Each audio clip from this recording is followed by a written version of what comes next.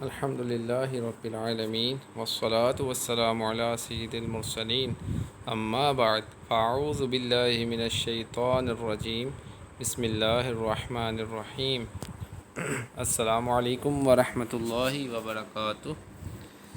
کیسے ہیں آپ پیارے بچوں؟ ماشاء اللہ عز و جل، اللہ تعالیٰ آپ کو خیر و عافیت سے رکھے، اللہ تعالیٰ آپ کو اور آپ کے امی ابو کو سلامتی عطا فرمائے۔ جی، تو اب وقت ہے ہمارا اسلامیات کے لیکچر کا۔ آج ہم 5 کلاس کی اسلامیات کا چیپٹر پڑھیں گے۔ اللہ عز و جل پاک ہے۔ کیا نام ہے چیپٹر کا؟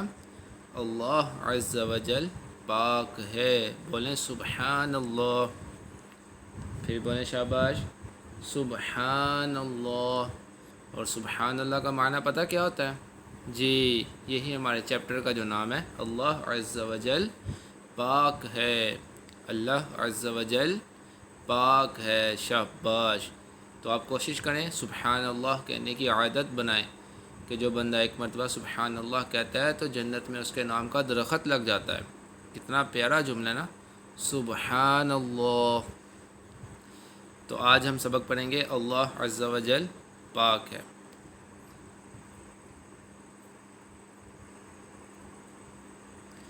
تو پیارے بچوں، آج کا جو سبق ہم پڑھیں گے تو انشاءاللہ عز و جل یہ سبق پڑھنے کے بعد ہم اس قابل ہو جائیں گے کہ ہم اللہ تعالیٰ کی چند صفات کو جان سکیں، اللہ تعالیٰ کی چند صفات سے آگاہ ہو جائیں، ہمیں پتہ چل جائے کہ اللہ تعالیٰ کی صفات کون کون سی ہیں، اور پھر ہم انہیں بیان بھی کر سکیں۔ یہ بہت ضروری ہے بیٹا۔ دیکھیں، علم جو ہے وہ سیکھتے ہیں لوگ، سبھی سیکھتے ہیں، لیکن اس کو آگے بیان کرنا یہ بھی بہت ضروری ہے۔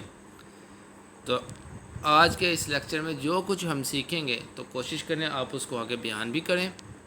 انشاءاللہ آپ نے جو سیکھا ہے وہ مزید پختہ ہو جائے گا، اور پھر آج کا سبق پڑھنے کے بعد آپ کا اعتقاد پختہ ہو جائے گا، یعنی آپ کو پختہ یقین ہو جائے گا کہ اللہ عز و جل پاک ہے، یعنی آپ کا جو عقیدہ ہے وہ درست ہو جائے گا، پختہ ہو جائے گا۔ عقیدہ تو الحمدللہ ہمارا پہلے یہی ہے کہ اللہ پاک ہے، لیکن مزید اس کے اندر پختگی آ جائے گی کہ اللہ عز و جل ہر عیب سے پاک ہے۔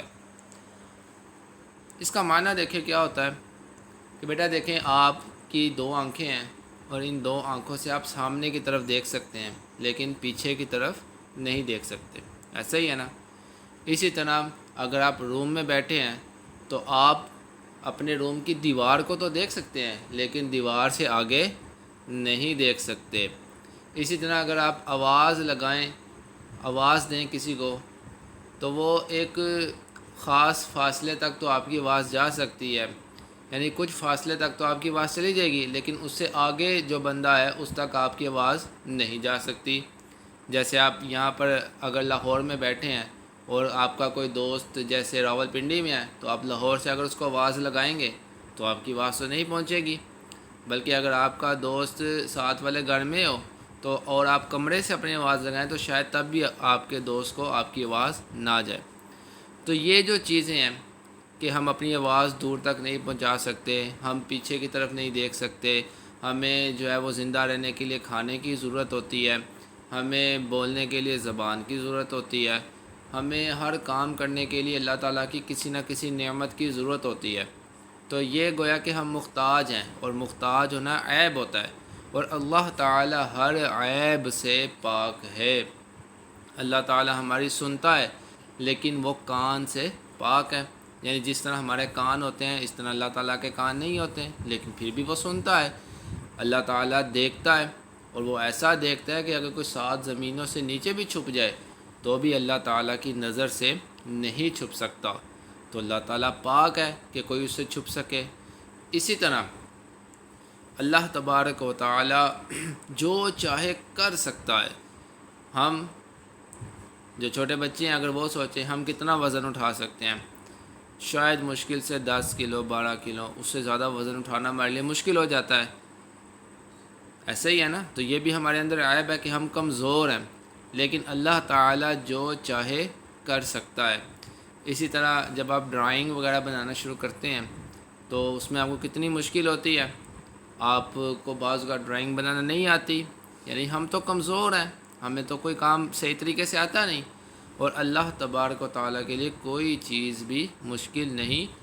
دیکھیں اس نے ساری کائنات کو اکیلے ہی بنا دیا، اتنی بڑی زمین، اتنا زیادہ اس کے اوپر پانی، سمندر، اتنے بڑے بڑے پہاڑ، درخت، اور پھر اس کے اوپر پھول پودے، جانور، پھر آپ کے امی ابو، آپ کے دادا دادی، نانا نانی، ان سب کو اللہ تعالیٰ نے اکیلے ہی پیدا فرمایا۔ وہ اکیلا ان سب کا مالک ہے، تو پتہ چلا وہ سب کچھ کر سکتا ہے۔ ٹھیک ہے، تو آج کا یہ سبق جب ہم پڑھیں گے تو ہمیں پتہ چلے گا اللہ عز و جل پاک ہے، اس کا کیا معنی ہے۔ ہمارے سبق کے کچھ اہم نکات یہ ہیں۔ عقیدہ کسے کہتے ہیں؟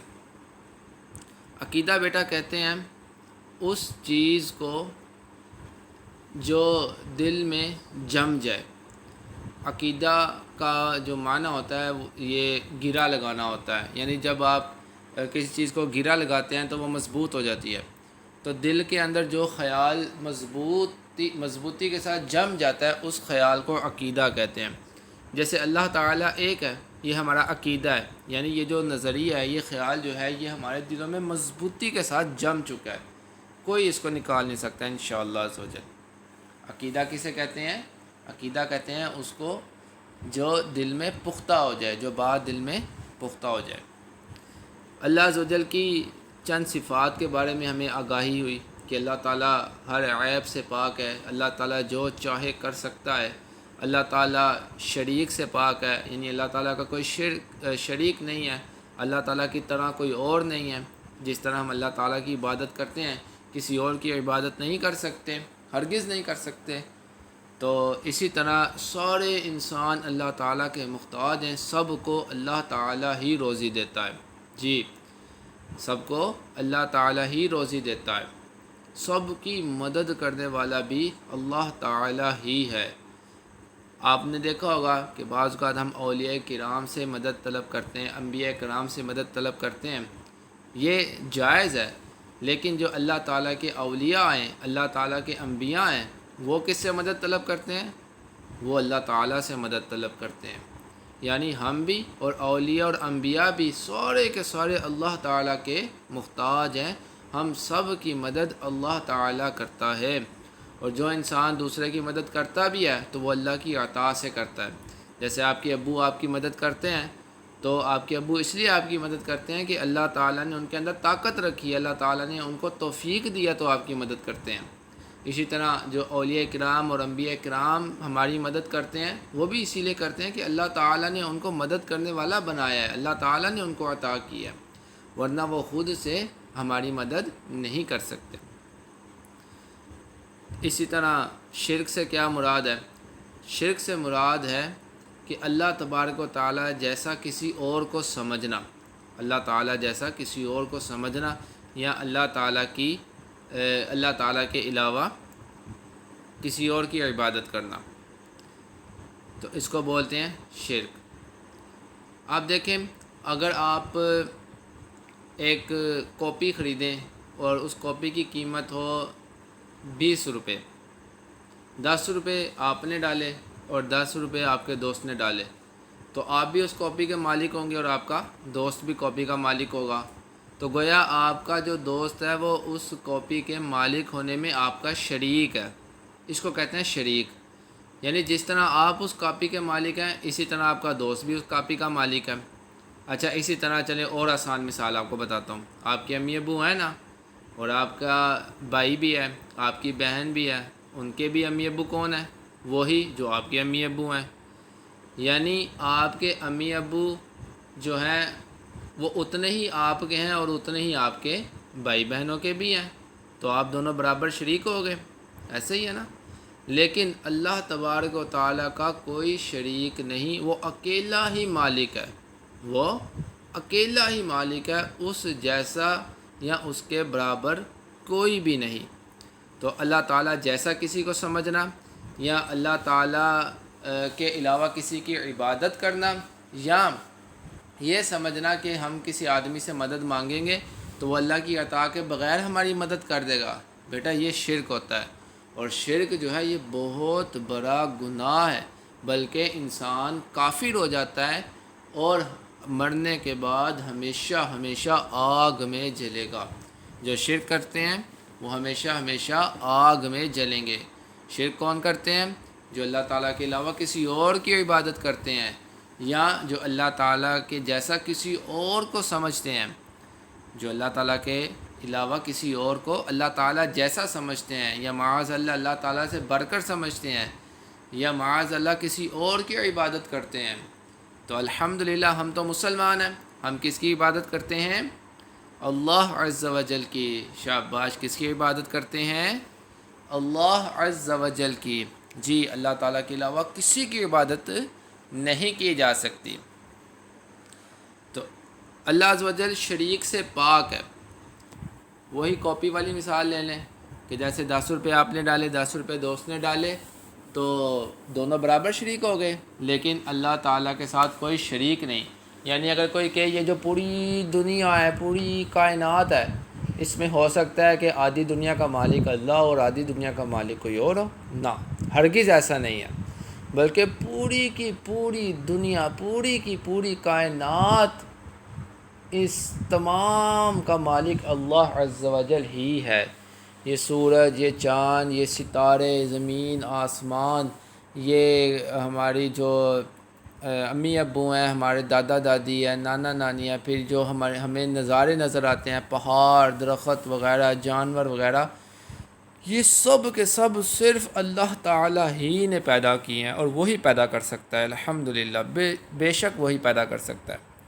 تو اللہ عز و جل شریک سے پاک ہے۔ یعنی ہم یہ نہیں کہہ سکتے کہ جس طرح اللہ تعالیٰ کی دنیا اس طرح کسی اور کی بھی یہ دنیا ہے، نہیں، ایسا نہیں ہے۔ اللہ تعالیٰ شریک سے پاک ہے۔ اس کا مطلب یہ ہے کہ اللہ کے برابر بھی کوئی نہیں، اللہ کے برابر بھی کوئی نہیں، اللہ تعالیٰ سے بڑھ کر بھی کوئی نہیں، اور کوئی بھی ایسا نہیں ہے کہ جو اللہ کا محتاج نہ ہو۔ سب کے سب اللہ کے محتاج ہیں۔ یوں سمجھے کہ اللہ تعالیٰ کے علاوہ جو کچھ بھی ہے وہ سب اللہ کا محتاج ہے۔ ٹھیک ہے، سمجھ آئی اس کی آپ کو؟ تو اللہ تعالیٰ شریک سے پاک ہے۔ اسی طرح اللہ تعالیٰ کی چند مزید صفات ہم سنتے ہیں۔ اللہ عز و جل جسم اور جسمانی حاجات سے پاک ہے۔ جیسے ہمیں چلنے کے لیے کس چیز کی ضرورت ہے؟ پاؤں کی ضرورت ہے۔ ہمیں دیکھنے کے لیے کس چیز کی ضرورت ہے؟ آنکھوں کی ضرورت ہے۔ ہمیں سننے کے لیے کیا چیز چاہیے؟ ہمارے کان ہوں گے تو ہم سن سکیں گے۔ ہمیں سونگھنے کے لیے، سانس لینے کے لیے کیا چاہیے؟ ہمیں ناک چاہیے۔ ہمیں پانی پینے کے لیے، کھانا کھانے کے لیے کیا چاہیے؟ ہمیں منہ چاہیے۔ ایسے ہی ہے۔ اور جب ہم تھک جاتے ہیں تو ہمیں کیا چاہیے؟ ہمیں نیند چاہیے، ہمیں سونا چاہیے۔ ایسا ہی ہوتا ہے نا؟ پھر جب ہمیں زور سے بھوک لگتی ہے تو ہمیں کیا چاہیے؟ ہمیں پھر کھانا چاہیے ہوتا ہے۔ ایسے ہی ہے نا؟ اچھا، پھر کوئی کھلونا ہمیں پسند آ جاتا ہے، کوئی چیز، کوئی نئے کپڑے پسند آ جاتے ہیں تو وہ بھی ہمیں چاہیے ہوتے ہیں۔ یعنی آپ دیکھیں کہ ہمیں ہر چیز، ہمیں اپنے ہر کام کے لیے کسی نہ کسی چیز کی ضرورت پڑتی رہتی ہے۔ ہم محتاج ہوتے رہتے ہیں اپنے جسم کے ہر حصے کو دیکھیں، ہمیں ہر حصے کی ضرورت ہوتی ہے۔ ہمیں کسی چیز کو پکڑنا ہے تو ہمیں ہاتھوں کی ضرورت ہے، لیکن اللہ تبارک و تعالی دیکھتا ہے لیکن وہ آنکھوں سے پاک ہے۔ یعنی جس طرح ہماری آنکھیں ہوتی ہیں نا، ایسی اللہ تعالیٰ کی آنکھیں نہیں ہوتی، وہ آنکھ سے پاک ہے۔ جس طرح ہمارے ہاتھ ہوتے ہیں ویسے اللہ تعالیٰ کے ہاتھ نہیں ہوتے، وہ ان ہاتھوں سے پاک ہے، وہ اس جسم سے پاک ہے۔ ٹھیک ہے، اسی طرح ہمیں چلنے پھرنے کے لیے جیسے پاؤں کی حاجت ہوتی ہے تو اللہ تعالیٰ چلنے پھرنے سے ہی پاک ہے۔ ٹھیک ہے، تو یہ چیزیں آپ نے یاد رکھنی ہیں کہ اللہ تعالیٰ جسم سے بھی پاک ہے، اور جسم کو جو چیزیں ضروری ہیں اس سے بھی پاک ہے۔ جیسے ہمیں سردی لگتی ہے تو ہمیں گرم کپڑوں کی، لحاف کی ضرورت ہوتی ہے، اللہ تعالیٰ سردی لگنے سے بھی پاک ہے۔ جیسے ہمیں گرمی لگتی ہے تو ہمیں ہلکے کپڑے چاہیے، اللہ تعالیٰ گرمی لگنے سے بھی پاک ہے۔ ٹھیک ہے، اسی طرح ہمارے جسم میں درد ہوتی ہے تو ہمیں دوائی چاہیے ہوتی ہے، اللہ تعالیٰ ان چیزوں سے بھی پاک ہے۔ پھر اللہ تعالیٰ ہر چیز پر قادر ہے۔ اللہ تبارک و تعالیٰ ہر چیز پر قادر ہے۔ اس کا مطلب یہ ہے کہ جو چیز بھی ممکن ہے اللہ تعالیٰ اس پر قادر ہے۔ ممکن سے مراد یہاں پر وہ والا ممکن نہیں ہے جیسے ہمارے لیے جو ممکن ہوتا ہے. جیسے ہمارے لیے تو آپ دیکھیں کہ بڑی مضبوط چیز ہو تو اس کو توڑنا ہمارے لیے ناممکن ہوتا ہے نا. تو یہاں پر ممکن سے مراد انسانوں والا ممکن نہیں ہے. یہاں ممکن سے مراد ہے شان باری تعالیٰ، یعنی اللہ تعالیٰ کی شان کے لائق جو کام ہے اللہ تعالیٰ ہر اس چیز پر قادر ہے. اللہ تبارک و تعالیٰ جھوٹ بولنے سے پاک ہے. اللہ تبارک و تعالیٰ غیبت کرنے سے پاک ہے.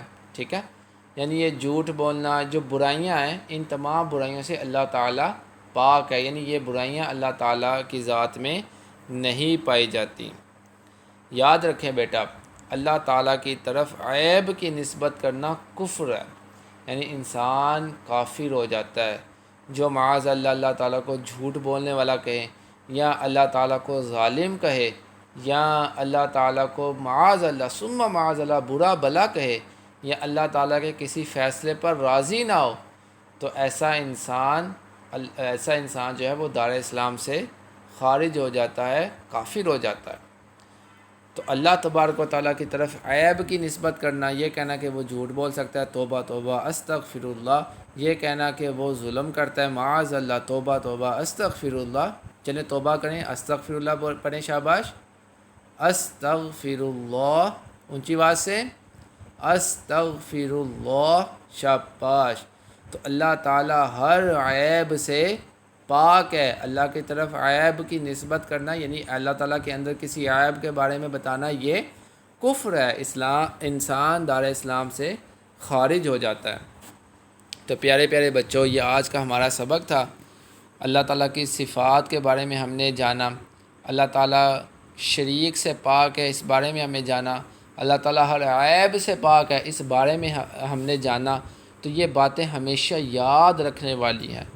مسلمان ہونے کے لیے باتیں جاننا اور ان پر ایمان رکھنا، ان کو دل میں جمانا یہ ضروری ہے. امید ہے اس سبق کو آپ اچھی طرح ریوائز کریں گے، اس سبق کو بک سے بار بار دیکھیں گے، یاد کریں گے، تو ہمیشہ آپ کو انشاءاللہ عز و جل یہ سبق یاد رہے گا. اللہ تبارک و تعالیٰ آپ کی حفاظت فرمائے، آپ کے امی ابو کی حفاظت فرمائے، اور اللہ تبارک و تعالیٰ آپ کو نیک اور با عمل بنائے. ٹھیک ہے پیارے بچوں، آج کا یہ ہمارا لیسن اتنا ہی تھا. اس کو اچھی طرح ریوائز کیجئے گا، اس کو یاد کیجئے گا، اور اپنی پیاری سی ویڈیو بنا کر اپنے کیمپس میں پرنسپل اسلامی بھائی، یا اگر آپ کے کیمپس میں پرنسپل اسلامی بہن ہیں تو ان کو آپ اپنے پیرنٹس کے ذریعے ویڈیو بنا کر ضرور سینڈ کیجئے گا. ٹھیک ہے، مدنی چینل دیکھتے رہیے گا. السلام علیکم ورحمۃ اللہ وبرکاتہ.